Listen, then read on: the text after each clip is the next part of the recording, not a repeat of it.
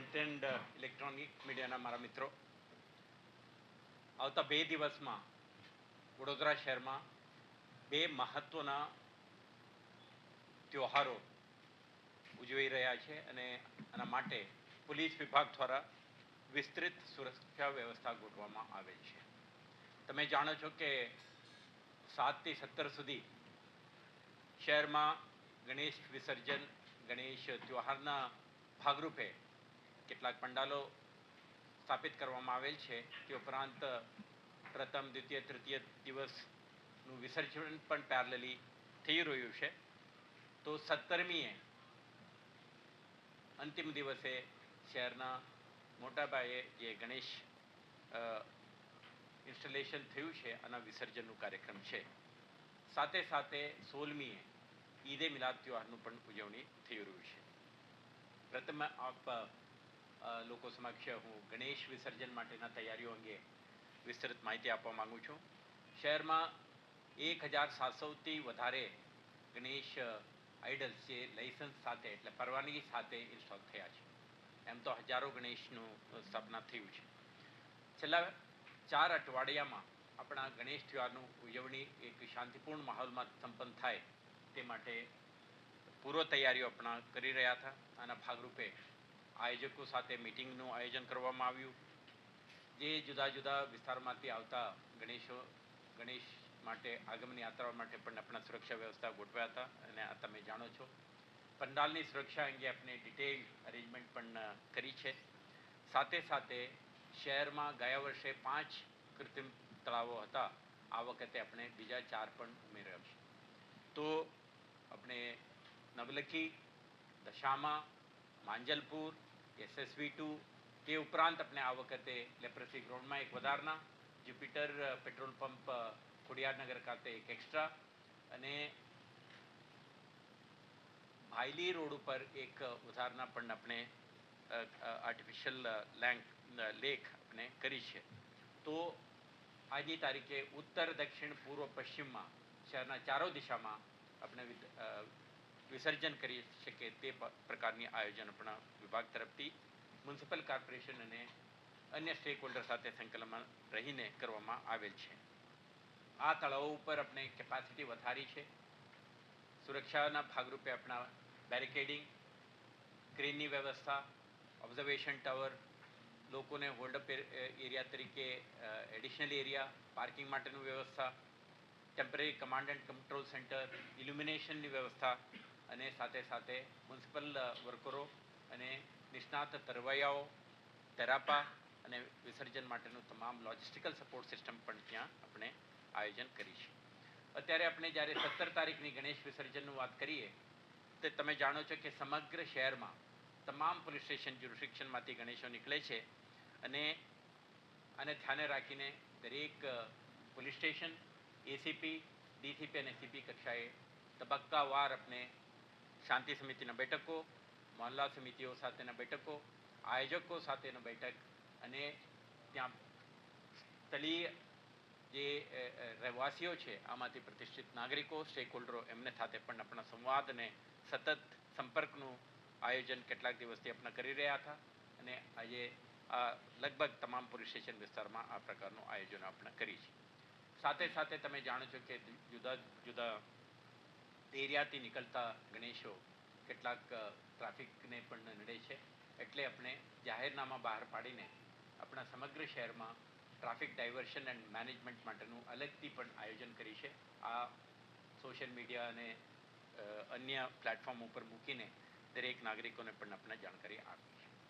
17મી તારીખે યોજનાર ગણેશ વિસર્જન માટે શહેરના 3500થી વધારે DCP, ACP, PI, PSI અને અન્ય સંવર્ગના અધિકારીઓ તૈનાત રહેશે. તેના સાથે સાથે શહેરથી બહાર પણ લગભગ 3500 અધિકારી કર્મચારીઓ બહારથી આવેલા છે. આમાં 4 DCP, 10 DYSP, 35 ઇન્સ્પેક્ટરો, 60 સબ ઇન્સ્પેક્ટર અને 600થી વધારે પોલીસ કોન્સ્ટેબલનો ઉમેરો થાય છે. સાથે સાથે આપણા SRPના 6 કંપનીઓ, રેપિડ એક્શન ફોર્સના 1 કંપની અને 2500થી વધારે હોમગાર્ડ ટીઆરબીના જવાનો પણ આ બંદોબસ્તમાં ભાગ લેશે. એમ તમે જોશો 6500થી વધારે અધિકારી કર્મચારી અને સેન્ટ્રલ અને સ્ટેટ પેરામિલિટરી ફોર્સના અધિકારીઓ આ માટે તૈનાત રહેશે.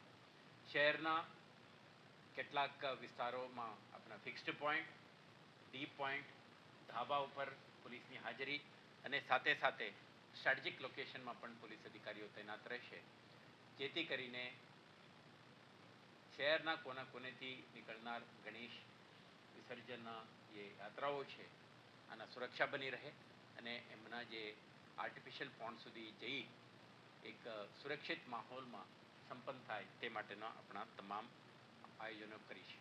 સાથે સાથે એન્ટી સોશિયલ એલિમેન્ટ્સ, ક્રિમિનલ્સ, જે નોન પોટેન્શિયલ ટ્રબલ મોંગર્સ એમના વિરુદ્ધમાં પણ આપણા અટકાયતી પગલાં લીધી છે.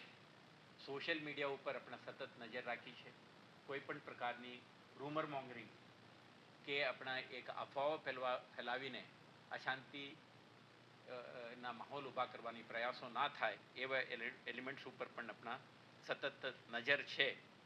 અને કન્ટિન્જન્સી માટે આપણે તમે જોઈ શકશો કે તમે ગઈકાલ પરમ દિવસથી પણ આપણે સ્ટેન્ડિંગ પોઝિશનમાં આપણા વોટર કેનન, ટીયર સ્મોક કમ્યુનિશન સાથેના જે વજ્ર, વરુણ અને એન્ટી રેડની ટીમો પણ કન્ટિન્જન્સી રિસ્પોન્સ માટે કડે પગે 24/7 આપણા શહેરમાં હાજર રહેશે. તો આપણે મને વિશ્વાસ છે 17મીએ જે આયોજન થનાર ગણેશ વિસર્જનનું કાર્યક્રમ શાંતિપૂર્ણ માહોલમાં સંપન્ન કરવા માટેને જે પોલીસનું સ્ટ્રેટેજિક ડિપ્લોયમેન્ટ અને આયોજન અને શહેરજનો સાથેના આપણા સંકલનથી આ શક્ય બનશે. સાથે સાથે 16મીએ ઈદ એ મિલાદનું કાર્યક્રમ પણ આવી ગયું છે. શહેરમાં પારંપરિક રીતે આ ઈદે મિલાદના ભાગરૂપે લગભગ 45 જેટલા જુલુસો નીકળતા હતા અને સવારે 8 વાગ્યાથી લગભગ મોડી રાત્રે 9 વાગ્યા સુધી આ સંપન્ન થનાર જુલુસો ગણેશ ચતુર્થીના પરિપ્રેક્ષમાં આપણે મુસ્લિમ ધાર્મિક નેતાઓ, એમના સોશિયલ લીડર્સ, કમ્યુનિટી લીડર્સ સાથે ડાયલોગ પ્રોસેસથી આ તમામ જુલુસો સવારે 8થી બપોરે 2 વાગ્યા સુધી સંપન્ન થાય તે માટે આપણે નક્કી કરી છે. તો આજની તારીખે આપણે લગભગ 4 જુલુસ રદ પણ થયા છે. વોલન્ટરીલી સમુદાયના લોકો નક્કી કરી કે ત્યાં નથી કાઢવાના અને કેટલાક જુલુસ આપણા રીતે થોડુંક કટેલ પણ કર્યા છે.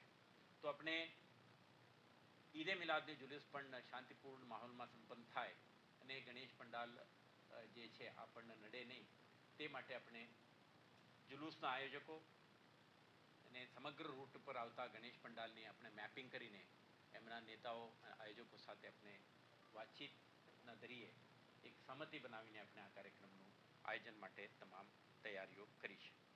તો આવતીકાલે આજે મોડી રાત્રિથી જ આપણા બંદોબસ્ત લાગી જશે. સંવેદનશીલ વિસ્તારોમાં તમે જોઈ શકશો કે આપણા ફૂડ પેટ્રોલિંગ ચાલી રહ્યું છે, ડોમિનેશન એક્સરસાઇઝ છે, પોલીસની હાજરી છે. તો વહેલી સવારથી શરૂ થનાર આ તહેવાર માટે જગ્યા જગ્યા ઉપર પોલીસની હાજરી રહેશે અને આયોજકો, સમુદાયના સભ્યો અને અન્ય નાગરિકો સાથે સંકલનમાં રહીને પોલીસ આ તહેવારને પણ શાંતિપૂર્ણ માહોલમાં સંપન્ન થાય તે માટે આપણા તમામ આયોજનો આપણે કરી ચૂક્યા છે. તો આ બંને તહેવાર માટે વડોદરા શહેર પોલીસ પાસે આજે 6500થી વધારે અધિકારીઓ ખડે પગે રહેશે અને એ કોઈ પણ અનિચ્છનીય બનાવ ના બને તે માટે તમામ તૈયારીઓ કરી છે. તમારા મારફતે શહેરીજનોને 2-3 મેસેજ પણ આપવા માગું છું. નંબર 1, સુપ્રીમ કોર્ટ ઓફ ઇન્ડિયાના આદેશ મુજબ આપણે કોઈ નેચરલ પોન્ડ કે વોટર બોડીમાં ગણેશનું વિસર્જન નથી કરતા. એટલે નદી તળાવોમાં જે નોટિફાઈડ નથી એવા એક પણ જગ્યાએ તમે વિસર્જન કરવાનો પ્રયાસ ન કરો. આવા વિસ્તારોમાં એક તો પોલીસની હાજરી ન હોય, મ્યુનિસિપલ અથોરિટી તરફથી કોઈ પણ ક્રેન કે તરાપાઓ કે સ્વિમરની સપોર્ટ ન મળે એટલે તમારા સુરક્ષા પણ જોખમ છે. મારા અનુરોધ છે એક પણ ગણેશ વિસર્જન નોટિફાઈડ આર્ટિફિશિયલ પોન્ડ ઉપરાંત અન્ય જગ્યા કરવાની પ્રયાસો ન કરે. બીજું, કેટલાક તળાવોમાં વિસર્જન કરતી વખતે પોતે આયોજક અંદર જવાની પ્રયાસ કરે છે, ક્રેકર વગેરે ઉપયોગ કરવાની પ્રયાસ કરે છે, એવા કિસ્સાઓ પણ ન કરે. આ પ્રોફેશનલ જે વર્કર છે, સ્વિમર છે, એમનું જ કામ છે.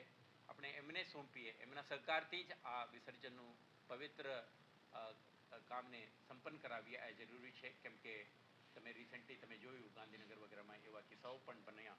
આવા કિસ્સાનો પુનરાવર્તન ના થાય આના માટે અત્યંત જરૂરી છે. બીજું એક વસ્તુ છે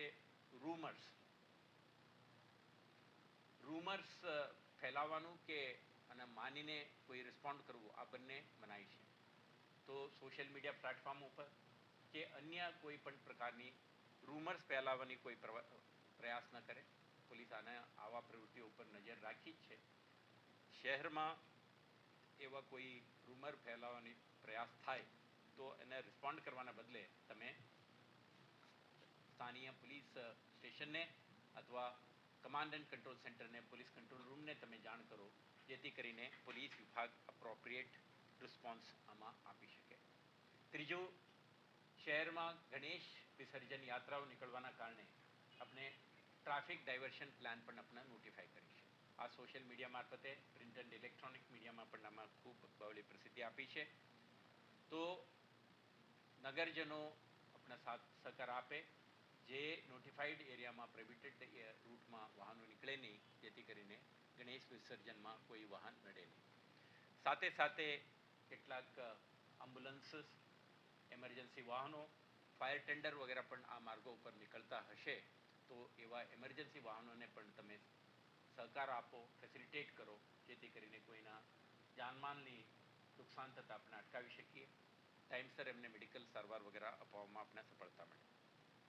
છેલ્લે, આ બંને કાર્યક્રમો, ખાસ કરીને ગણેશ વિસર્જન એક ભીડભાડવાળું કામ છે, યાત્રા હોય છે. હજારો લોકો આમાં પાર્ટિસિપેટ કરતા હોય છે. તો ઘસારો હોય છે. તો સિનિયર સિટીઝન્સ, મહિલાઓ, બાળકો, દિવ્યાંગો આ કાર્યક્રમમાં જ્યારે ભાગ લેતા હોય છે, પોતાના સુરક્ષાને ધ્યાન રાખે અને અવોઇડેબલ યાત્રાને પાર્ટિસિપેટ ના કરે, તો એમના માટે આ સુરક્ષાનું એક મહત્ત્વનું એક એડવાઇઝરી તરીકે આપણે કહેવા માંગીએ છીએ. પરંતુ જે કંઈ તમે ડિસ્ટ્રેસમાં હશો, સ્થાનિક પોલીસની સાથ સહકારની સહાયતાની તમને જરૂર પડશે, feel free two contact dial 100 કે ડાયલ 112. પોલીસ તમારા મદદ માટે 24/7 તો ઘસારો હોય છે. તો સિનિયર સિટીઝન્સ, મહિલાઓ, બાળકો, દિવ્યાંગો આ કાર્યક્રમમાં જ્યારે ભાગ લેતા હોય છે, પોતાના સુરક્ષાને ધ્યાન રાખે અને અવોઇડેબલ યાત્રાને પાર્ટિસિપેટ ના કરે, તો એમના માટે આ સુરક્ષાનું એક મહત્ત્વનું એક એડવાઇઝરી તરીકે આપણે કહેવા માંગીએ છીએ. પરંતુ જે કંઈ તમે ડિસ્ટ્રેસમાં હશો, સ્થાનિક પોલીસની સાથ સહકારની સહાયતાની તમને જરૂર પડશે, feel free two contact dial 100 કે ડાયલ 112. પોલીસ તમારા મદદ માટે 24/7 આપણા ઉપસ્થિત રહેશે અને દરેક પ્રકારની નાના મોટા પ્રશ્નોના સમયસર નિરાકરણ માટે આપણા પ્રયત્ન કરીશું. અને આપણે સાથે મળીને આ શ્રીજીનું વિસર્જનની જે પવિત્ર ત્યોહાર છે, એક શાંતિભરી માહોલમાં સંપન્ન કરાવીએ. આના માટે સ્થાનિક શહેરવાસીઓના, આયોજકોના દરેકના સહકારથી મને વિશ્વાસ છે કે શહેર પોલીસ સફળ રહેશે.